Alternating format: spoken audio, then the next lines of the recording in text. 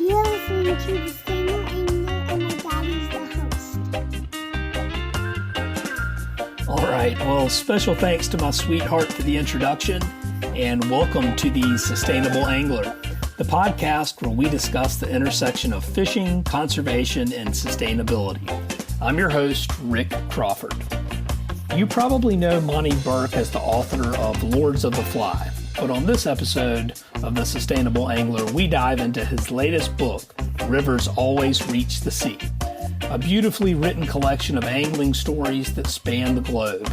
Monte shares what it was like to fish alongside legends like Captain Steve Huff, Lefty Kreh, Andy Mill, and Yvon Chouinard. We also explored the magic of chasing Atlantic salmon, the wild rivers of Patagonia, and how storytelling can be a powerful tool for protecting the places we love. I hope you enjoy. The Sustainable Angler is available anywhere you listen to podcasts and is also airing Saturdays at 2 p.m. on Charleston's first and only community-supported radio station, OHM Radio 96.3 FM. If you like what you're hearing, an absolutely free way to show your support is by leaving the show a 5-star rating and review on Apple Podcasts or Spotify.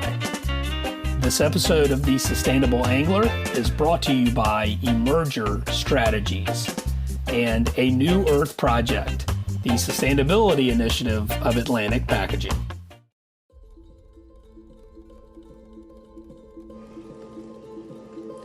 Fishing taught me that everything in nature is interconnected. Just as a fiddler crab, a tailing redfish, and a marsh ecosystem are connected, so are our businesses and our planet. And we have a vision of businesses and the environment thriving together.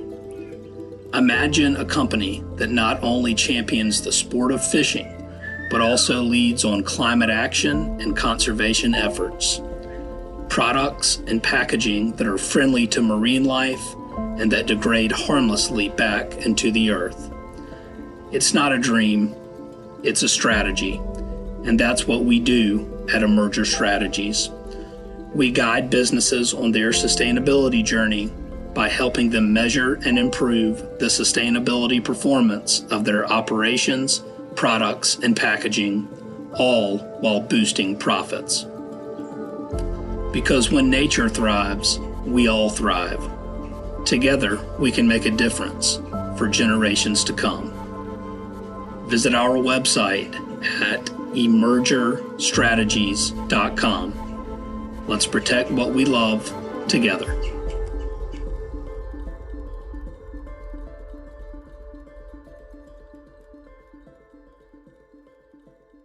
We set out with a New Earth project to really start a movement. It's a global coalition of people who are deeply concerned and want to accelerate the transition away from problematic packaging to more sustainable solutions.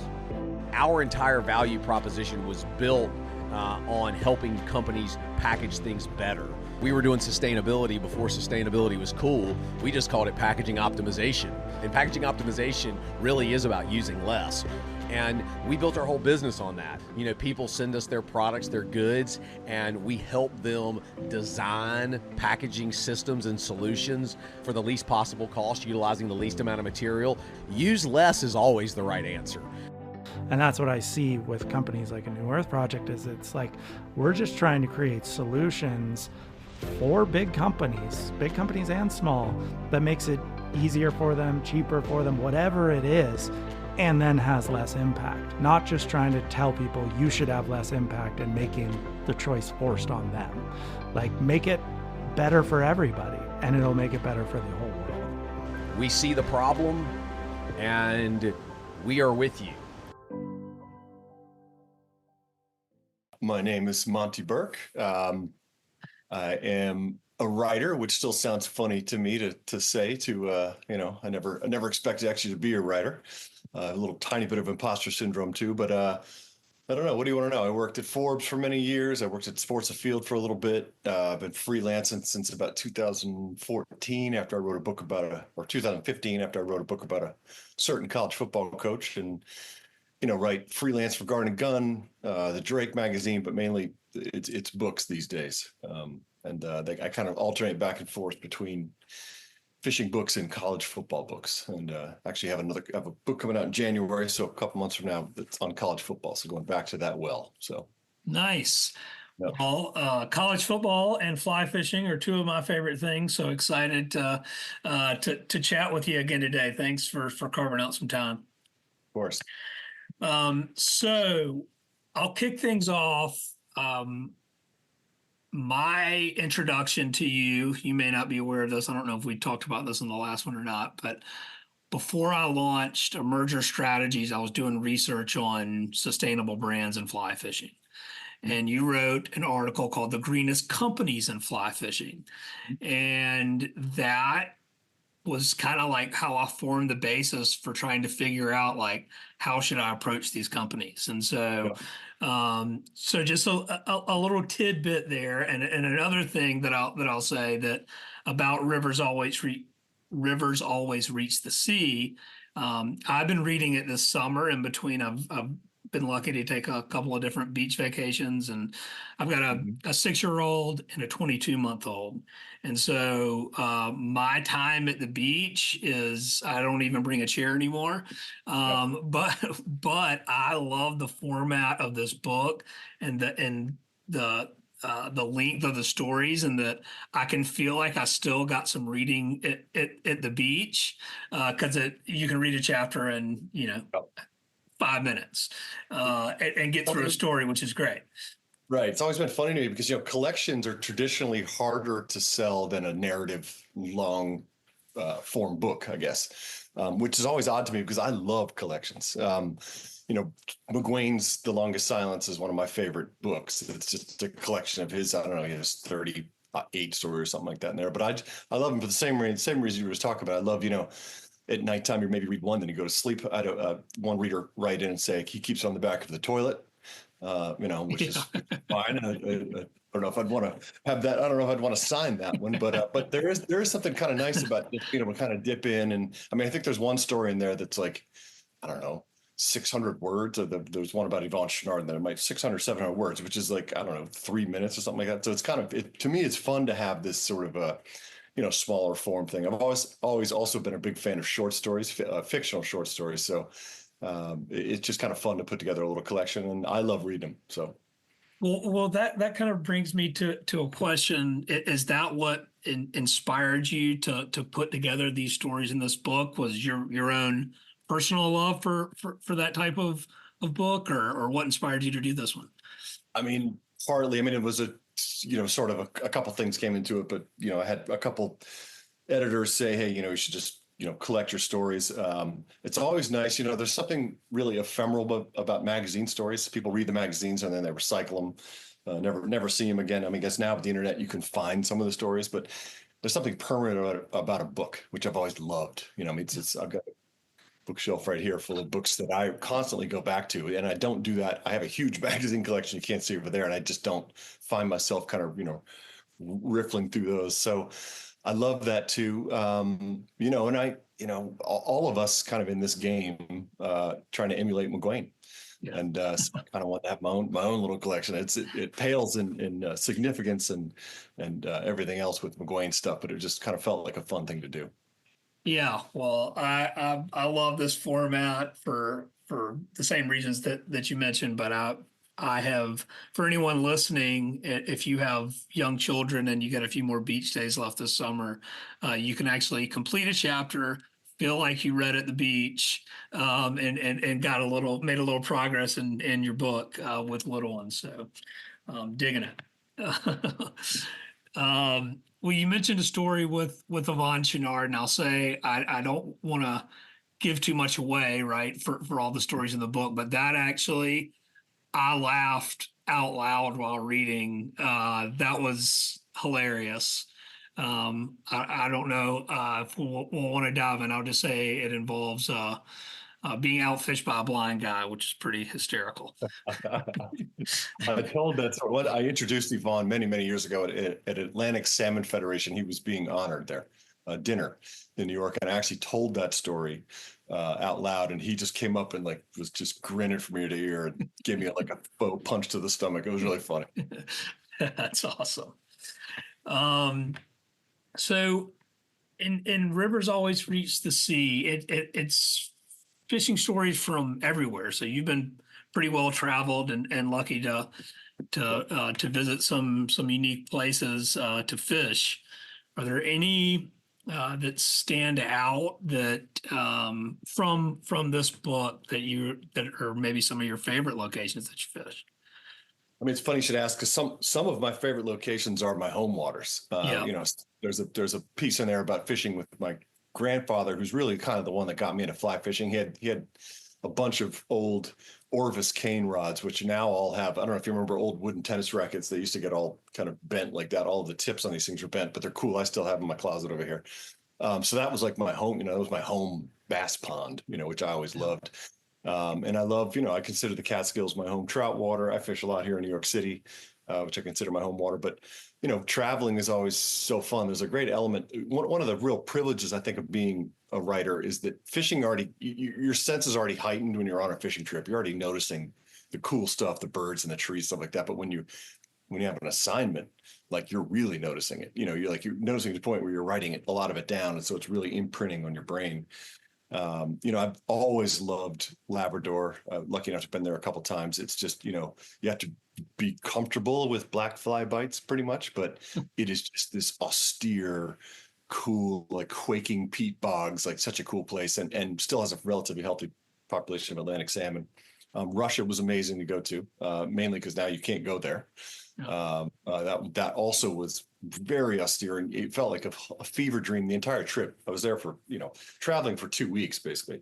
And, when I look back on it, even like a day or two later, I was like, that didn't seem like it really happened. It was like this crazy kind of fever dream. And then I've loved always going down to, South America is just so cool. I too have kids. My kids are older than yours, but one of my goals always has been to get the whole family to go down and go check out the Andes and go to Patagonia and just see all that kind of stuff. But again, I love every place in there. For a long time, the Latour Spring Creek was kind of like I get kind of obsessed with certain places and just like keep going back.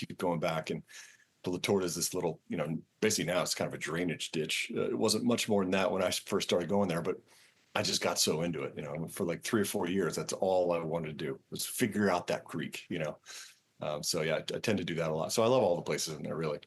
Well, I think there must be something with anglers that I've started to realize about myself, is that I always used to make fun of my dad for having OCD. I was like, he would just have OCD about weird things.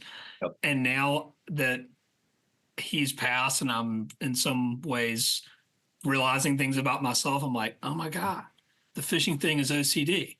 Like I get completely psychotic about it. It relates to, and I've just figured this out kind of lately. It relates a lot to writing. I love one of the reasons I love writing as opposed to sort of speaking or telling oral stories is that I get to revise, right? Mm-hmm. I'm not that great, sometimes on my feet, but if you give me a little time, I can revise. And going back to these places over and over again is sort of a revision, right? You're getting a little bit better as you, hopefully anyway, you're trying, you're learning something from the time before and you're revising your techniques. And, even in a more granular sense, I've always thought, like, if you see that big brown trout kind of on the bank, just his nose sticking out there, he's a 20 plus incher and he's just sipping, mayflies that go by, your first cast is a little bit short, second cast goes right over him, but you don't take it, you take it off, you reduce your tip it to 6x, you put a new fly on, go smaller, and you keep doing that until you either blow the fish or you catch it. And that's a lot like writing, and so I think,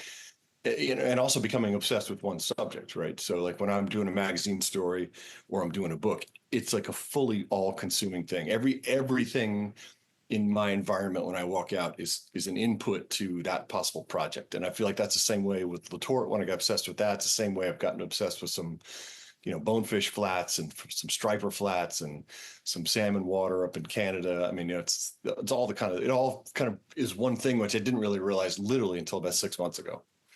That's interesting. And that actually is a question I wanted to ask too, was like in your writing, because I am far from even remotely being a mediocre writer, so that's why I love to read, right? Because I'm like, how do you bring this what you're seeing to paper? And are there tips or tricks, or like how do you go out on a writing assignment, or like these are the things that I like? How do you do it? I guess like what is the methodology there? I wish I knew. The secret, or for me anyway, one of the big secrets about writing is, which people don't really realize quite as much, is reporting. So it's like working as hard as you can on the front end. And that is, if I'm doing a profile of Lefty Kreh, it's about, all the pre-work I do before I get down there and interviewing him. And then when I'm interviewing him, I'm like totally locked in on what he's saying and stuff like that. And reacting to his answers with different questions, stuff like that. So reporting has a lot to do with it. In terms of, some writers are so good at like, this is not my strong suit, to go into like the Amazon and be able to describe it so well that you feel like you're actually there with the person. I'm not so sure I'm that great of a nature writer or whatever, but I'm not sure, if there is a magic to writing, and I do think there is a little bit of magic. There's no muse, by the way. I don't sit at my desk over here and some little muse comes down and writes it for me. It's hard work, right? But if there is a magic, it is that sort of alchemy that happens when you turn that reporting into a narrative, into a story. There is something there, and actually I can't explain it other than the fact that I just try to intake everything.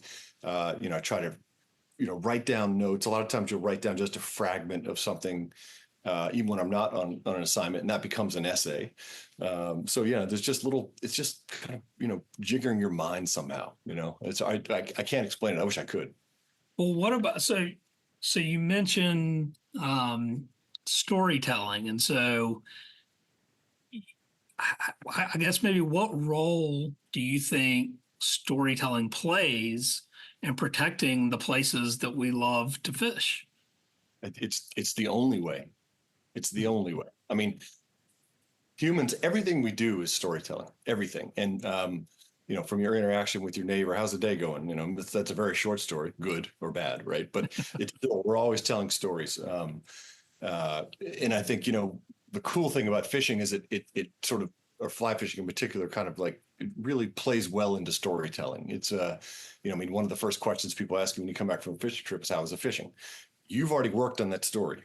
You've been thinking about that answer for a long time. And again, that might be a short story, it might be good or bad, or it might be a little bit more detailed depending on who you're talking to. So I know, stories are how things happen. I mean, the whole civil rights movement happened, the turn was made there because of the storytelling, right? I mean, there's like Martin Luther King Jr. was a great storyteller.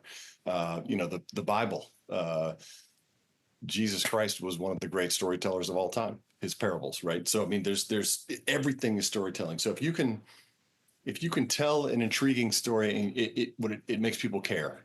And I don't think there's any other way for people to care, other than to go out and, if you do it a lot, if you're fly fishing a lot, obviously you're going to care. But even the act of fly fishing is also storytelling too, to a certain degree.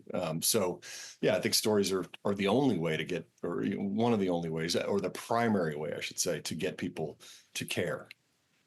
Right. Yeah. Because I was talking with someone recently, and it was something along the lines of, I was talking about sustainability storytelling, right? Because I'm a sustainability nerd, so I'm like pulling data for companies, and it's like, how do we turn that into a story? And it's like, look, story trumps data every time. Like, tell a story about whether it's the product or the company, or and weave it into a story, not just report data that doesn't mean anything to anyone else, right?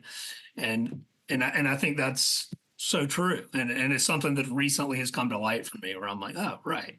I mean, even if you just look at the brands in fishing, look at Patagonia. Patagonia's brand is really its story, right? It's like that.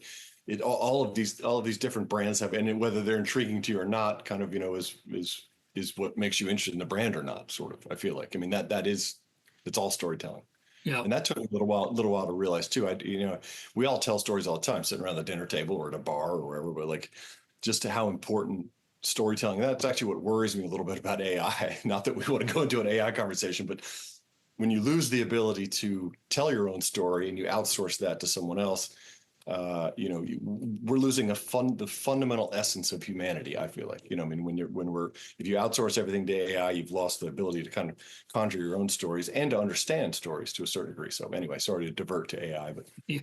Well, it's true, right? I mean, it's something to where it's scary, but I think that what I have thought about with AI is that it can never the thing that will hopefully prevent us from our own demise with all of that is that it cannot know and understand love. And so like even in writing, it doesn't have soul, right? And so it's like you can make it do a lot of things, but it can never tell the story in a way of someone who loves something or, right. Like it just can't. I do agree. I agree with that. But if people get kind of lazy and outsource all of their own writing to AI, then they lose maybe the ability to express that love, and that might be, that's very detrimental. I feel like. Yeah, I agree. That's totally and disconnects us further away, I think, really from nature. I mean, a lot of, the reasons that we care, the storytelling and stuff like that we care about the environment, stuff like that is love. I mean, that's what it comes down to. I'm sure you've heard this quote before, Aldo Leopold's supposed quote. I couldn't actually find out whether he said or not, but we protect what we love, right? And so if you can't express that love, how are you going to protect it? Yeah, totally. Well, at least for now, we've got people still still writing and still protecting what they love with their writing, which is what you're doing. But I'm curious. I got to ask, and just sort of for my own curiosity, which I'm sure you've been asked before, but I'm going to ask anyway. One of the stories, if I remember correctly, so you caught your first tarpon with Steve Huff. Is that right? I mean, first off, so tarpon are a relatively recent obsession for me. Like it's like in the last, so I'm still real new to the game. I've gotten lucky and caught and landed a big tarpon, but it is, I got a long way to go on my tarpon game. Yep. But that being said, so I'm all ears when I'm with the guy. I'm like, dude, tell me how I can get better at this.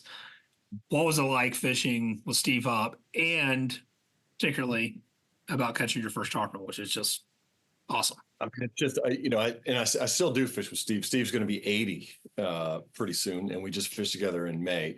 And he's still just an amazing guy. He still pulls in 25-mile-an-hour winds. He still holds it while we're staked up at some place. I mean, he's just defying everything.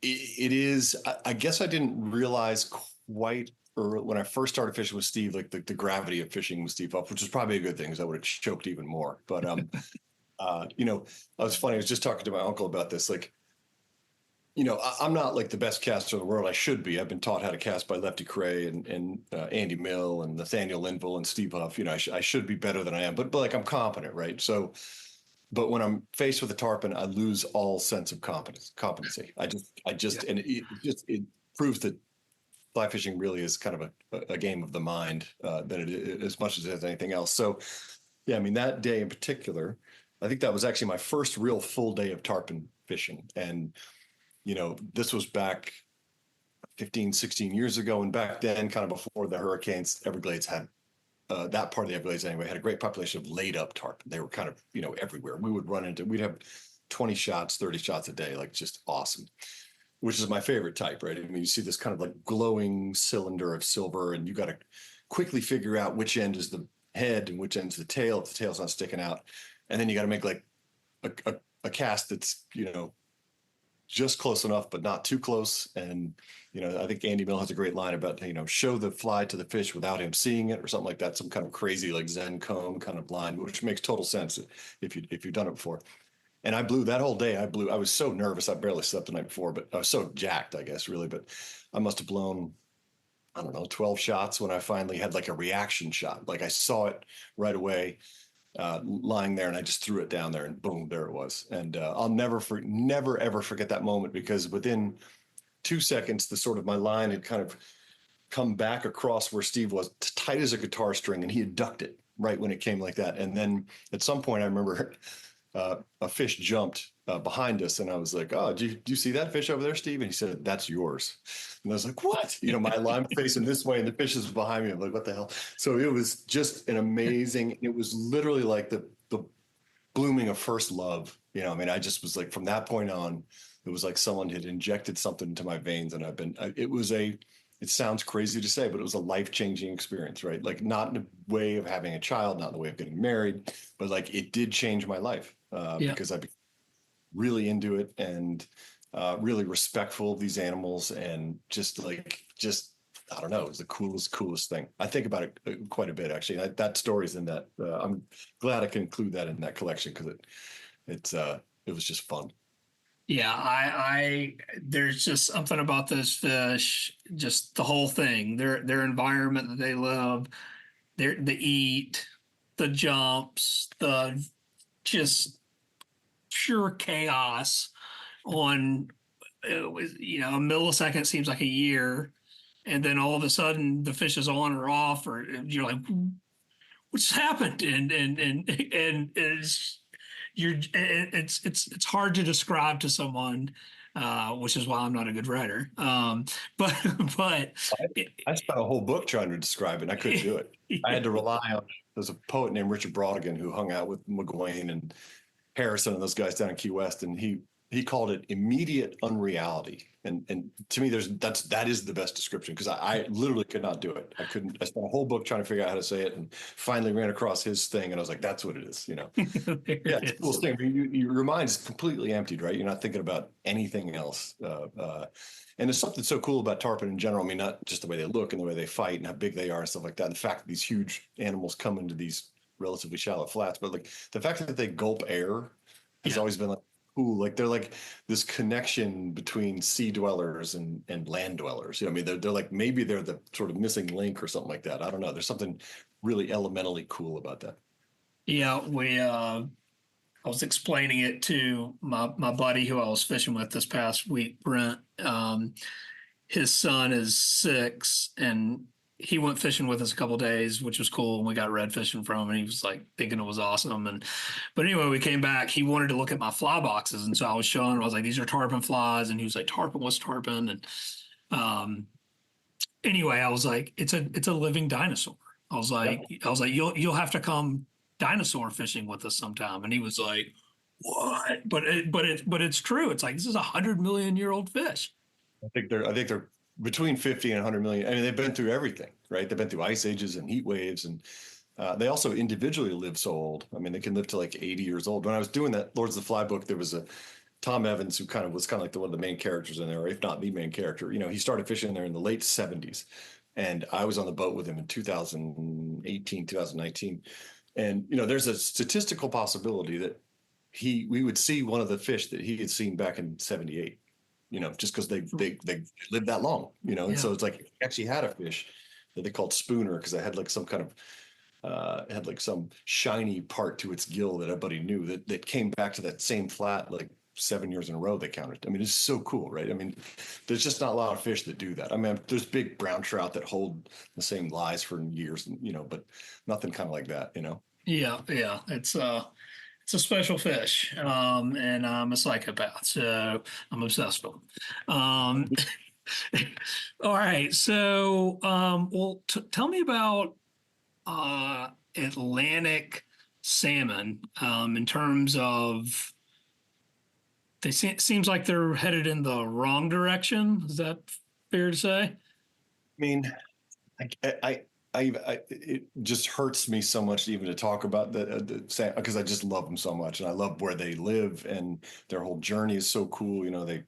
They're born in rivers. They go feed off the coast of Greenland, 2,000 miles away. Then they come back to the exact same spot where they were born. I mean, there's just something so, again, elementally kind of cool about these fish. But weirdly, they're doing better than they have since their nadir was kind of in the 1980s when commercial nets, they found through technology, found the breeding grounds, and they're sort of feeding grounds, really, not their breeding grounds. They're feeding grounds off Greenland. And then all of a sudden guys with nets just came in and they started netting them all out. So that reached a really critical point. That's when the Atlantic Salmon Federation started, and and North Atlantic Salmon Fund started, and they bought out those nets, stuff like that. So it has gotten better since then, but it does seem like we're on a, I hate to even say this, but it kind of seems like we're on a, because of climate change mainly, but other things too, on a northward sort of extinction at this point.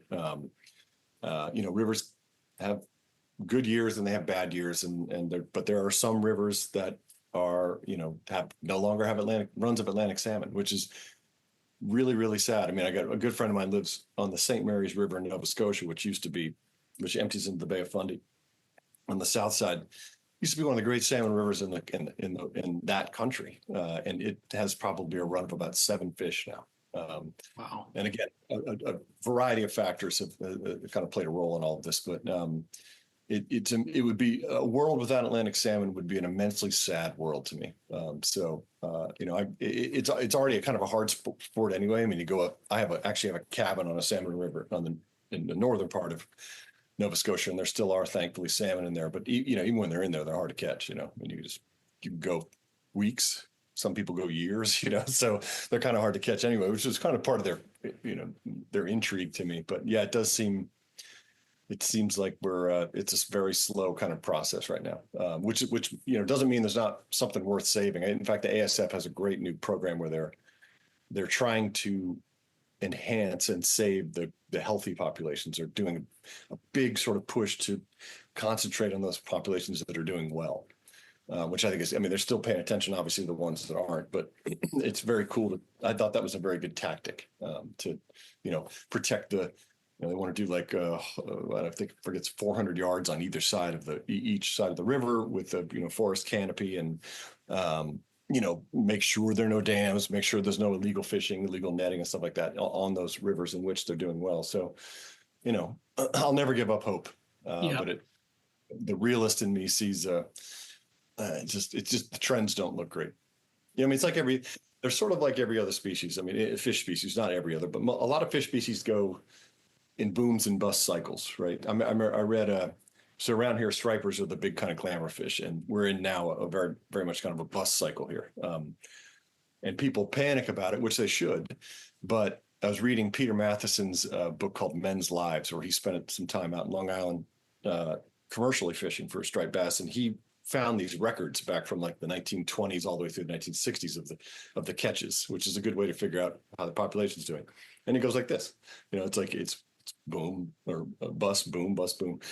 I think the thing we do now that what didn't happen back then is we put immense pressure on these fish species when they're in the bust, when they're down, right? And that's what's dangerous, right? Because if you do that, they could get to a point of no return. So that's when you really want to focus on these, when they're kind of on the downturn, a natural downturn. Sometimes you want to focus on conserving them, preserving them, stuff like that, and then hopefully they'll just do what they've done for eons and eons. So, but we're because of climate change, because of dams, stuff like that, Atlantic salmon have been kind of in this trough a little bit, and we're just putting immense pressure on them right now. So all fish and nature in general really is very resilient if you give it a chance. But if you don't ever take your foot off the gas, it's a problem. You've got to give them, like you said, on these downward trends, no matter what the fish is, to be like, okay, everyone, let these guys do their thing for a little bit. And if anything, it probably makes the fish stronger, right? Because then only the strongest are surviving these downturns. And it's definitely part of nature. But, because we influence so much in nature now, we've just got to be more careful. I mean, redfish is a great example, right? They were, on the Gulf Coast in particular, they, were almost eaten out to a certain degree, and CCA and other people stepped in and kind of, got it to a place of stability. So that's kind of what you're looking for, Yeah. Well, so with salmon, all these other fish, we've got the environmental threats, climate change, overfishing, dams, whatever the case may be, right? But was there any stories in your book and again, this is rivers always reach the sea, that stand out in terms of things that were noticeable to you on any of these trips that you were like, oh, wow, like this is any places that you visited and maybe revisited and has said, wow, this is moving in the wrong direction? Well, I mean, the retort would be the main. That's sort of the main one when it comes to that. Just because, I mean, so for listeners who don't know, the Letort is this tiny, beautiful spring creek in south central Pennsylvania, and it's where some of basically the terrestrial fishing in the United States was sort of born there. I mean, the two guys who kind of came up with the idea of using, crickets and grasshoppers and stuff like that as a way to fool trout. And just, that area just boomed around us in Carlisle, Pennsylvania, just totally boomed and grew all around it. And homes popped up and stores and stuff like that. But it was still kind of hanging on by a thread. It had a lot of fierce, advocates for it. And then this was many years ago, but there was a plan to put a Home Depot basically on the banks of one of the great meadows, if not the best little stretch of Little Torch, put a Home Depot up there. And, we fought it. And I say I didn't have that much to do with it, but I tried. I gave the money. I went to the meetings, all that kind of stuff too, even though I was a couple hours away.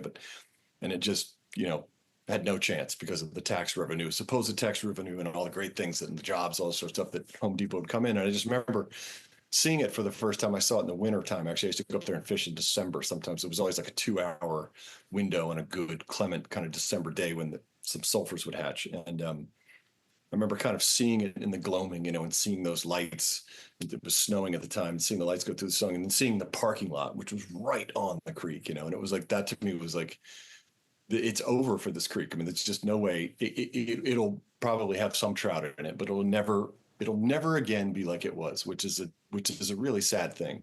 And I think, as I point out in the story, I mean, there's, I don't know, 1,400 Home Depots in the country. Yeah, I remember that. There's one Letort, and you literally could have put it anywhere else in that. It's just anyway. So anyway, that was the most dramatic. I've noticed changes in the Everglades. Some of that has to do with some of the.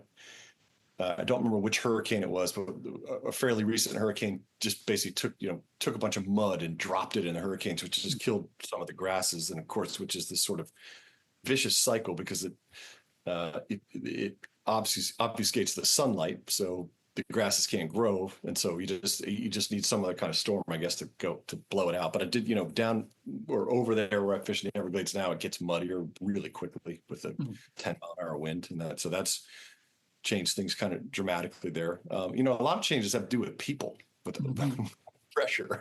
This is like just people. I mean, one thing I noticed actually as I read through the stories, there is this sort of, I felt kind of like a selfish D-bag when I was reading it, because I talk a lot about secret places in there, like places that I've, kind of discovered or whatever, and kind of felt like they were my own, which of course they're not, right? I don't own any of these places, but also just the sadness of having a place that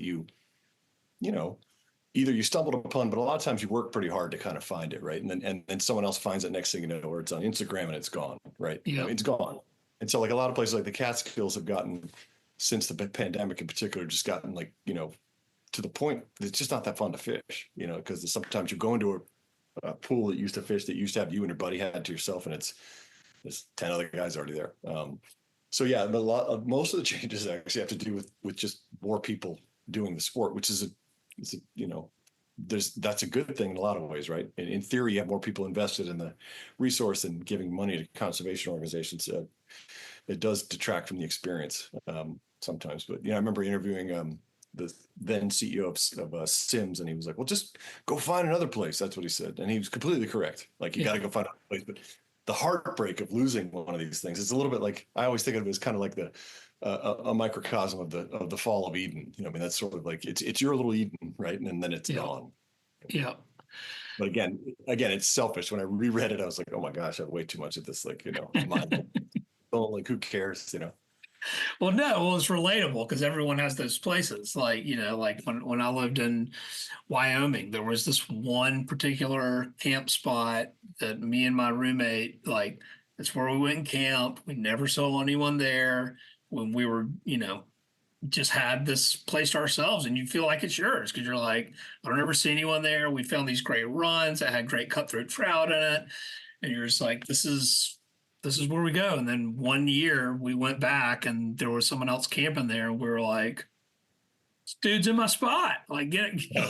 It's just heartbreaking. It's totally heartbreaking to me. And then it creates all kinds of weird things. There's a guy down the panhandle who, like fights for his spot, like sometimes literally fights it. And I just like, to me, that confrontation is the last thing I want to have on the water. It's just, and so, it is true. I mean, the CEO of Sims was correct. You do have to just keep pushing to find new places. And actually, sometimes that's good, right? Like you extend yourself, you go to a place you might not ever think of. And so, it can be a good thing. But yeah, people is the biggest change for me. Interesting. Well, tell me a little bit, because I just have to ask, because what is fishing with Andy Mill like? How was that? How was that? It was incredible. I actually didn't fish all that much on that trip. I was reporting it. So I was actually sitting with Andy and Nikki, his son. And I mean, it was just, I just remember him being, we were on the ocean side of the Keys and waiting for the tarpon to come by, and he hooked up to a buoy, and had a 20 to 25 mile an hour wind coming over his right shoulder. And he's trying to cast through that wind. And I was just like, I would not be able to do that. Yeah. Or I could do it a little bit, maybe, but it would end up over in the left or whatever. But he saw some fish. He kind of got in this awesome little crouch, and he, very deliberately and slowly, kept it kind of parallel to the water, and just very smoothly just threw it perfectly out there. And it's funny. One of the things I do when I see a big tarpon is I speed up, right? I just get so jazzed up. I'm like, speed up my cast. Andy Mill and Nathaniel Linville are the two best casters I've ever seen. And they're a little bit like Jordan hanging in midair. I mean, everything's slower. They just like very slowly bring it up, and they very slowly, put it down no matter what's happening. If there's a 30 mile an hour wind, if there's 100 tarpon in front of them, it's always just this kind of like, they're taking a deep breath and they're doing it. So yeah, I mean, Andy's just so cool. He's such a great, fun person. He also, which I've always appreciated about him, he wears every emotion right on his sleeve. He's not hiding anything. He's not a guy who represses anything, right? It's all right there. I remember in the story in the book, I had to ask him about, he was married to tennis player Chris Everett at one point. And they went through not a very nice divorce because Greg Norman, who was Andy Mill's best friend, kind of came in and ruined their marriage or whatever. But at some point I had, as a journalist, you got to ask all the questions. Sometimes they're not fun. Sometimes they're a little bit tough. But we were in the middle of a restaurant in the Keys somewhere after having a great day in the water together. And I asked him, I was like, hey, so Andy, I gotta ask you about Chrissy. And he immediately just started weeping, like his shoulders sobbing, like just sobbing. This is the middle of a restaurant. And, I remember like putting my hand on it. I didn't even know him. I put my hand on his shoulder. I was like, man, it's okay. We can talk about it later. So he's like, no, I just have to get this out. And then we started talking. So anyway, I just always have loved them about him. He is sort of also, without being really showy about it, he's a great ambassador for just incredible ambassador. If you go to almost any fishing show, Andy Mill's there, and that's time consuming. It's a lot of travel for him. He doesn't have to do all of that. Certainly he gets benefits from it, I'm sure, but he does more than he does anything anyone asks of him for. He's great ambassador for BTT.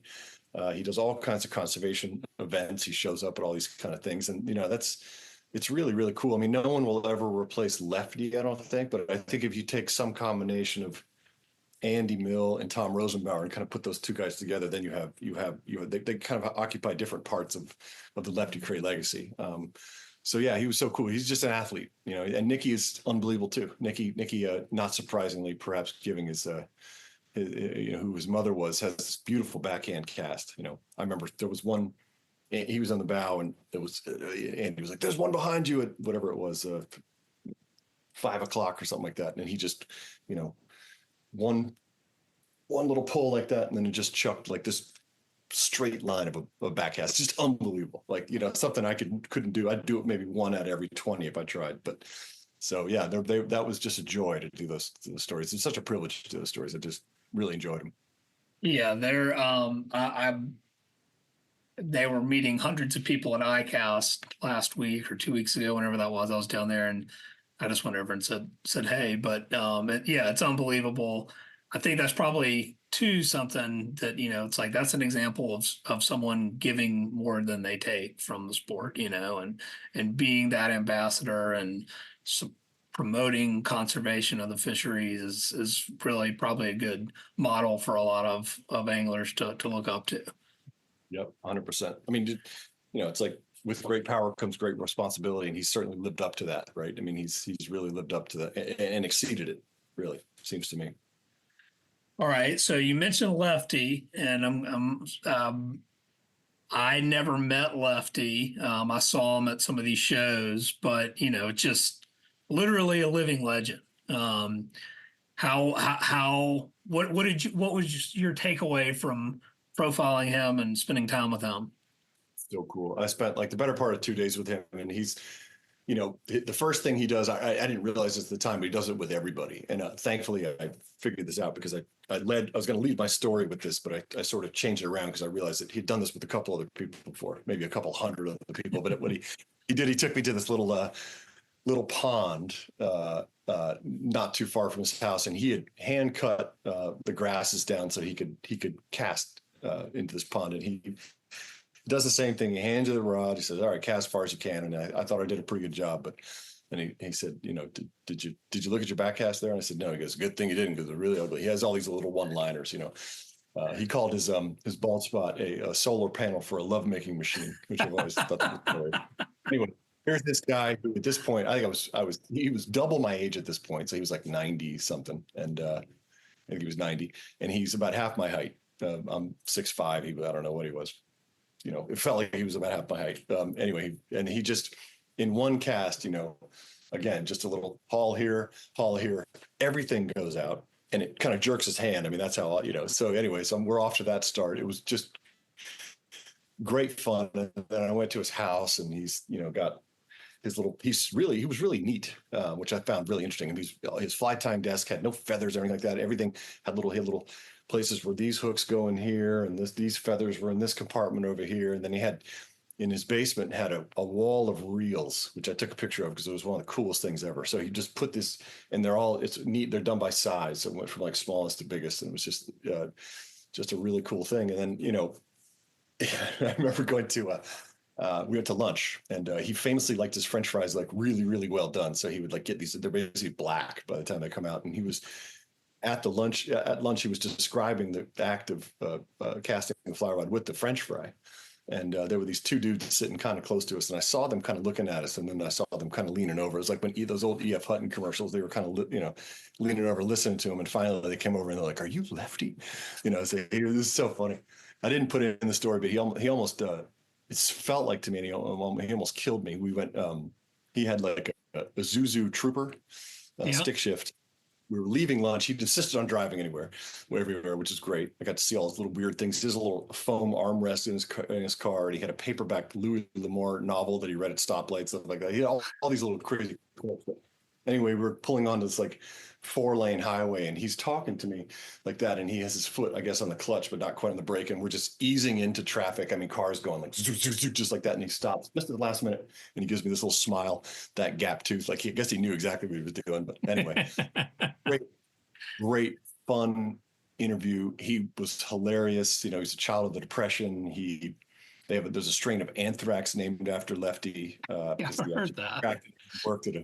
He worked at a military place. He was in World War II, Battle of the Bulge. I mean, just what a character. What a character. That's awesome. Well, what are with all this? I mean, we're kind of sharing stories and people that you've been lucky to fish with, and this book is full of great stories like that. But we're also talking about, we mentioned climate change. We mentioned people are part of the problem. We mentioned overfishing as part of the problem, right? There's all these environmental threats. And by my nature, and I think probably most anglers by their nature are actually optimists. You have to be. And you're especially an optimist if you fly fish, because you're crazy otherwise, right? It's not a good way to to feed yourself. So what are some messages or things that give you hope about fishing or Atlantic salmon? You kind of you alluded to it earlier, but like what are some of these things that give you hope about fishing and the future of it? It gets back to something we talked a lot much earlier. It's just like the thing gives me hope is that there are a lot of people who care, right? And so I think that's a huge thing. And then they're banded together. I mean, ASF does incredible work. I mean, without I remember writing a story a long time ago for Forbes. PETA was throwing like rocks into Atlantic salmon rivers when people tried to fish, and I just shook my head. It's like, you guys you got it all wrong here. I was like, without those guys, there'd be no rocks and no fish in there for you to be throwing rocks about. So these organizations, I mean, you want to be careful. You want to research them a little bit and pick the right ones. But there are a lot of people who do care. And to some people, it maybe sounds selfish because they're trying to preserve their own fishing. Maybe that is part of it. But they're preserving species and they're preserving habitat. And I have a lot of, the younger generation presents a lot of complications. I have three kids. I mean, they're on their electronics more, I guess, than any other generation has ever before. But they do have this sort of, they seem to care a lot. And they're very well educated in environmental concerns, stuff like that, much more than I was when I was a kid. We didn't really talk about it all that much. They do. And so I think that helps. And, I mean, the biggest thing to me is, as you mentioned earlier, nature is resilient. I mean, tarpon haven't been around for 50 to 100 million years just because they were, bad at being around. They're good at it, right? And they're adaptable. And, people complain in Homosassa, which was the sort of setting for Lords of the Fly, that those big tarpon don't come back anymore. And I don't think they left this earth. I just think they go somewhere else. And so that's not to say that we shouldn't be working hard, and not to say that we should be cognizant of all these different issues. But I do think there are, as you said before, you got to be an optimist a little bit.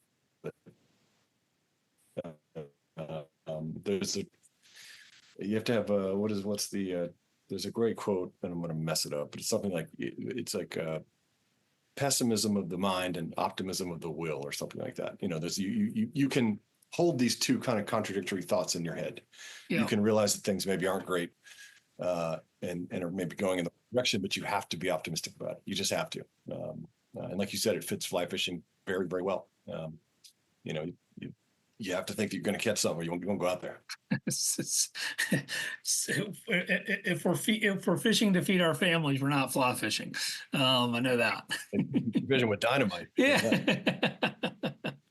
No, I've always loved that. I mean, that's the cool thing about fly fishing, is that it's like we purposely put these impediments in front of us. I mean, McGuane's got a great line in one of his stories about, he equates fly fishing to the reason that there's a net in tennis, right? It's like we've done this on purpose to make it more sporting, to make it more fair. I mean, this is one of the great things I love about fishing for big tarpon, is it's almost an equal battle. To a certain degree, the tarpon has the upper hand, because if you do the proper tippets and you do it all kind of properly, like, you've kind of given them the advantage, and they're way fitter than we are anyway. They're gonna waste you. So, and I like that. I think that's really cool. That's what makes this whole thing really fun. It's like a complicated puzzle you got to kind of figure out, so. Yeah, and it makes it an actual sport, right? I mean, I've really not thought of it that way, but yeah, that's totally true. Love that. Well, Monte, I can't thank you enough for your time. I like to try and wrap things on a message of hope, and I think that was a good one. So I appreciate your time. Where can folks get Rivers Always Reach the Sea and other Monte's good works, Lords of the Fly? Can't see it on this computer for some reason. Anyway, where can people pick up a copy of Rivers Always Reach the Sea? They say anywhere the books are sold. Okay, that's what they say. You can go the Amazon route if you want, or you can go to your local bookstore and have them get it for you. I love it when people do that. Yeah. It's called bookshop.org, which will order it. It's like doing Amazon, but they get it through your local bookstore, so they get the revenue vig on it. So, yeah, anywhere, pretty much. Cool. We'll pick it up, especially if you are a parent who likes to fish, and as I am, and was on the beach and felt really good that I got 2 minutes to finish a chapter and felt like I read at the beach that day. I highly recommend it. And thanks, Monty, for all you do for sharing these stories that I think ultimately lead to people wanting to protect these places. And, and someone who's into fishing like me, it's like, I've never fished for Atlantic salmon, and I'm reading this, and now I'm like, kind of want to try that and see how frustrating that can be. And how much more difficult can I make this? Glutton for punishment, I guess. But those are the things that I think it's really important. So I grew up. The reason I wanted to fish for permanent bonefish and tarpon is I read about them when I was a kid. I was like, I'm gonna do that one day. Yeah. So. Yeah, I love that. So I appreciate your time. Thanks for sharing your writing with us, and we'll be sure to follow up with you on the next one. Awesome. Thank you, Rick. All right, thanks. All right, special thanks to Monty for joining me on the show and for all he does to use storytelling to protect what he loves. If you enjoyed this episode, please consider leaving a 5-star rating and review on Apple Podcast or Spotify. It's a chance to tell me what you love about the show, and it helps others discover it too. Thanks for listening and for protecting what you love.